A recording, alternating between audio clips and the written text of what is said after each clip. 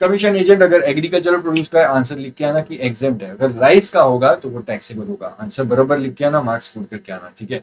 अब आपको क्या क्या एग्जाम में याद करके जाना है ये मैंने स्क्रीन पे यहाँ पे लिख के रखा हुआ है, आपको क्लियरली ये ऊपर ऊपर दिख रहा होगा। फ्यूमिंगेशन के बारे में मैंने दो बातें बताई, अगर फ्यूमिंगेशन किया है in a warehouse of agricultural produce ये अब टैक्सेबल हो गया है, एग्जेम्पशन विड्रॉ कर दी 18 जुलाई 2022 से। लेकिन उसी के नीचे मैंने लिखा फ्यूमिंगेशन अगर एग्रीकल्चरल फार्म पे कर रहे हो तो ये अभी भी एग्जेम्प्ट है, इसके ऊपर कोई जीएसटी नहीं लगता। सेकेंड वाला पॉइंट है स्टोरेज और वेयर हाउसिंग। अब मैंने आपको 4 पॉइंट्स बताए स्टोरेज और वेयर हाउसिंग, उनके केस में एग्जेम्प्ट है। इसके अलावा अगर आपको क्वेश्चन पेपर में कुछ भी दिखता है उसकी स्टोरेज और वेयर हाउसिंग के ऊपर बात की गई है तो वो टैक्सेबल है, आप कोई भी एग्जेम्पशन इनके अलावा किसी चीज के लिए आपको नहीं मिलेगी, इस बात को अच्छे से समझना। पॉइंट नंबर 3 के अंदर मैंने लिखा है service by way of slaughtering of animals. ये सर्विस पहले एग्जेम्प्ट हुआ करती थी बट अभी एग्जेम्पशन विड्रॉ कर दिया है, ये भी टैक्सेबल हो गई है 18 जुलाई 2022 से। नेक्स्ट है एग्रीकल्चर रिलेटेड सर्विसेज। इसमें पहला वाला पॉइंट बोलता है कि अगर कोई पर्सन कल्टीवेशन ऑफ प्लांट्स करता है या फिर रेयरिंग ऑफ एनिमल्स करता है और ये एक्टिविटी करने के लिए वो फॉलोइंग जो भी सर्विसेज आपको दिख रही है पॉइंट नंबर ए से लेके एच तक, ये वाली कोई भी सर्विस में अगर वो डील करता है या तो ये सर्विसेज वो लेता है या फिर ये सर्विस किसी को प्रोवाइड करता है, इन सारी सर्विसेज के ऊपर जीएसटी एग्जेम्प्ट होगा अगर वो पर्सन कल्टीवेशन ऑफ प्लांट्स या फिर रेयरिंग ऑफ एनिमल्स करने के लिए ये वाली सर्विस लेता है। पॉइंट नंबर ए के अंदर एग्रीकल्चर ऑपरेशन सर्विसेज, लेकिन ध्यान रखना which are directly related to production of any agriculture produce, जैसे cultivation, harvesting, threshing, plant protection and test. उसके बाद में सप्लाई ऑफ फार्म लेबर, अगर खेती करने के लिए आपको लेबर की जरूरत है, सप्लाई ऑफ फार्म लेबर की सर्विस पे जीएसटी एग्जेम्प्ट है। Point number C processes carried out at an agricultural farm, और वो भी ऐसे process which do not alter the essential characteristics of the agricultural produce but only make it marketable for the primary market. ये दोनों चीजों को ध्यान देना, आगे बहुत सारे वर्ड लिखे हुए स्टार मार्क करके, वो आपको रटने के नहीं जाने, बस ये चेक करना कि कोई भी प्रोसेस जो आया है क्वेश्चन में आपको दिखाया है, कोई भी प्रोसेस ऐसा है which is carried out at the agricultural farm और वो प्रोसेस करने से उस एग्रीकल्चर प्रोड्यूस की एसेंशियल कैरेक्टरिस्टिक चेंज नहीं होती, बस प्राइमरी मार्केट में सेल हो जाए इतना वो काम हो जाएगा तो चल जाएगा, ऐसे प्रोसेस के ऊपर जीएसटी एग्जेम्प्ट रहेगा। अब वहां पे मैंने एक ट्राइंगल में इंपॉर्टेंट करके लिखा है, उसका रेलेवेंस मैंने वहां पे बाजू में फ्यूमिंगेटिंग करके वर्ड ब्लू में लिखा है। ये फ्यूमिंगेटिंग का मतलब होता है कीड़े मारने की दवाई डालना, पेस्ट कंट्रोल करना। तो अगर आपने फ्यूमिंगेशन एग्रीकल्चरल फार्म पे किया है तो वो एग्जेम्प्ट है, उसके ऊपर कोई भी जीएसटी नहीं है, वो फ्यूमिंगेशन की सर्विस पे जीएसटी नहीं लगेगा। लेकिन एक पॉइंट आप नीचे कंट्रैक्ट करो, यहाँ पे मैंने आपको नीचे लेफ्ट में दिखेगा इंपॉर्टेंट, मैंने ट्राइंगल में करके लिखा हुआ है पॉइंट एच जो ग्रीन में है। यहाँ पे इन्होंने बोला कि फ्यूमिगेशन की सर्विस अगर एग्रीकल्चरल फार्म पे नहीं उस वेयर हाउस में की है जहां पे एग्रीकल्चरल प्रोड्यूस रखे हुए हैं तो ये टैक्सेबल है। कट कर दिया मतलब अब टैक्सेबल हो गया, एग्जेम्पशन विड्रॉ कर दिए, इस बात को अच्छे से समझना। अगर फ्यूमिगेशन आपने एग्रीकल्चरल फार्म पे किया है उस सर्विस के ऊपर जीएसटी अभी भी एग्जेम्प्ट है, लेकिन अगर फ्यूमिगेशन की सर्विस वेयर हाउस में कराया है, वो वेयर हाउस में जहाँ पे एग्रीकल्चर प्रोड्यूस रखे वहां पे फ्यूमिगेशन किया है तो इस सर्विस पे जीएसटी अब टैक्सेबल हो गया है। ठीक है, अब कंटिन्यू करते हैं आगे। पॉइंट नंबर डी में लिखा है कि रेंटिंग और लीजिंग। रेंटिंग और लीजिंग अगर आप एग्रो मशीनरी करते हो या फिर वेकेंट लैंड की करते हो, ये रेंटिंग लीजिंग की सर्विस पे जीएसटी एग्जेम्प्ट है।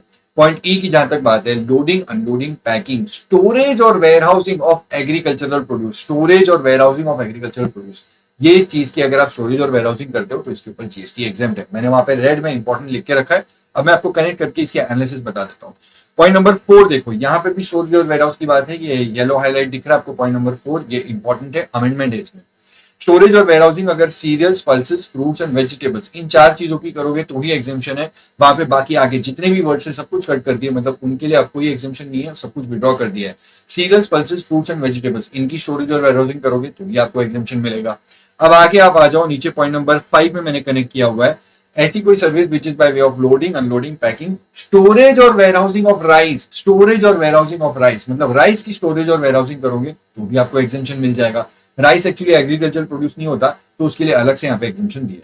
अब पॉइंट नंबर 7 पे देखो, आपको दिख रहा है नीचे service by way of warehousing of minor forest produce. तो माइनर फॉरेस्ट प्रोड्यूस की वेयरहाउसिंग करोगे तो भी जीएसटी एग्जेम्प्ट रहेगा। अब आपको क्या क्या एग्जाम में याद करके जाना है ये मैंने स्क्रीन पे यहाँ पे लिख के रखा हुआ है, आपको क्लियरली ये ऊपर ऊपर दिख रहा होगा। फ्यूमिगेशन के बारे में मैंने दो बातें बताई, अगर फ्यूमिगेशन किया है in a warehouse of agricultural produce ये अब टैक्सेबल हो गया है, एग्जेम्पशन विड्रॉ कर दी 18 जुलाई 2022 से।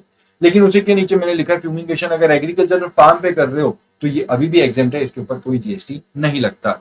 सेकेंड वाला पॉइंट है स्टोरेज और वेयर हाउसिंग। अब मैंने आपको 4 पॉइंट्स बताए स्टोरेज और वेयर हाउसिंग, उनके केस में एग्जेम्प्ट है। स्टोरेज और वेयर हाउसिंग अगर cereals, pulses, fruits and vegetables की करते हो तो एग्जेम्प्ट है। उसी के नीचे है एग्रीकल्चरल प्रोड्यूस की करते हो तो भी एग्जेम्प्ट है। राइस की अगर स्टोरेज और वेयर हाउसिंग करोगे तो भी एग्जेम्प्ट है, एंड माइनर फॉरेस्ट प्रोड्यूस की वेयर हाउसिंग करोगे तो एग्जेम्प्ट है। इसके अलावा अगर आपको क्वेश्चन पेपर में कुछ भी दिखता है, उसकी स्टोरेज और वेयरहाउसिंग के ऊपर बात की गई है, तो वो टैक्सेबल है। आप कोई भी एग्जाम्पशन इनके अलावा किसी चीज के लिए आपको नहीं मिलेगी। इस बात को अच्छे से समझना। पॉइंट नंबर 3 के अंदर मैंने लिखा है service by way of slaughtering of animals. ये सर्विस पहले एग्जाम हुआ करती थी, बट अभी एग्जाम्पशन विड्रॉ कर दिया है। ये भी टैक्सेबल हो गई है 18 जुलाई 2022 से। ये स्लॉटरिंग ऑफ एनिमल्स अभी आने वाला है, ये इधर टेबल में था तो मैंने आपको बता दिया।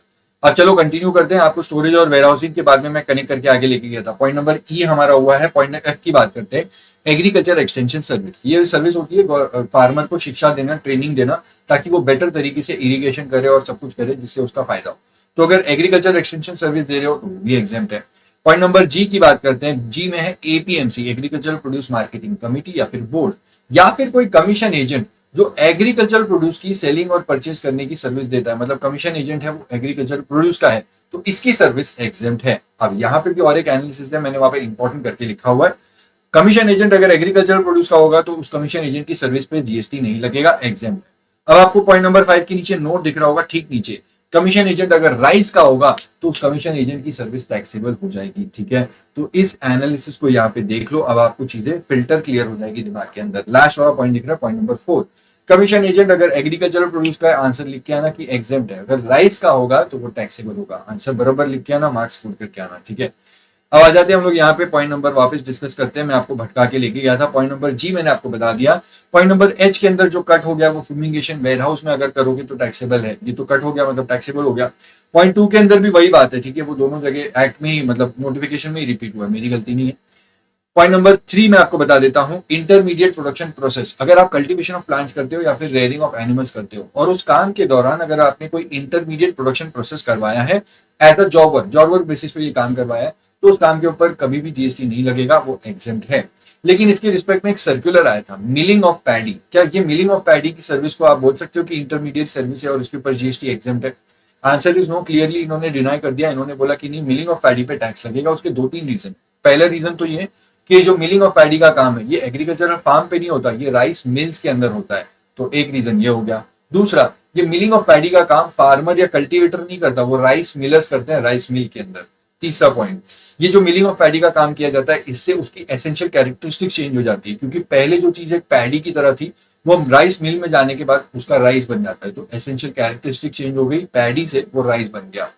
फोर्थ कंडीशन इन्होंने बोला कि भाई इसके साथ में ये इंटरमीडिएट प्रोसेस नहीं माना जाएगा, क्योंकि ये पूरा प्रोसेस खत्म होने के बाद में, पूरा कल्टीवेशन सब कुछ खत्म हो गया, उसके बाद में मिलिंग ऑफ पैडी का काम किया जाता है। तो इसके लिए कोई भी आपको बेनिफिट नहीं मिलेगा। ये इंटरमीडिएट प्रोडक्शन प्रोसेस नहीं है, ये फाइनल के बाद होने वाला काम है।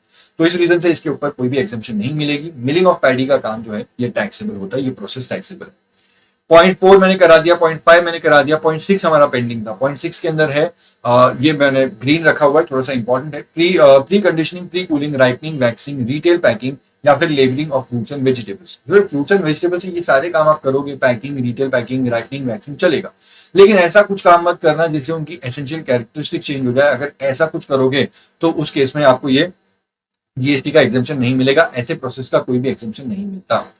उसके बाद पॉइंट नंबर 8, 9, 10 है कि हमारे पेंडिंग है। पॉइंट 8 के अंदर ये आपको लूज लगेंगे क्योंकि ये ब्लू वाले हैं, इसके ऊपर कोई टेंशन वाली बात नहीं है। पॉइंट नंबर 8 के अंदर बोला ये गवर्नमेंट वाली सर्विस है।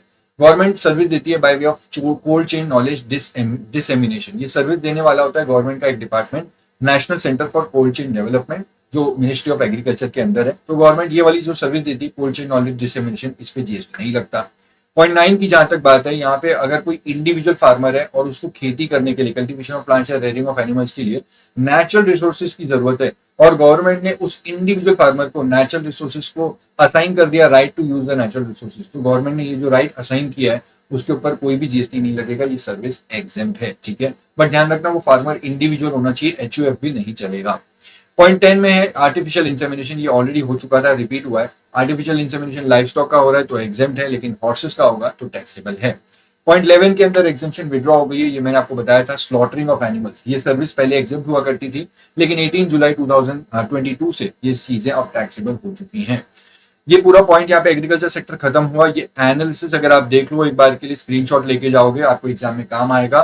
फ्यूमिगेशन कब एग्जेम्प्ट है, कब टैक्सेबल है, स्टोरेज वेयरहाउसिंग कब एग्जेम्प्ट है, कब टैक्सेबल है, कमीशन एजेंट कब एग्जेम्प्ट है, कब टैक्सेबल है, एंड स्लॉटरिंग ऑफ एनिमल्स कब टैक्सेबल हो चुका है। ठीक है, ये जाते हैं अब इसके बाद देखते हैं एजुकेशन सेक्टर। ठीक है।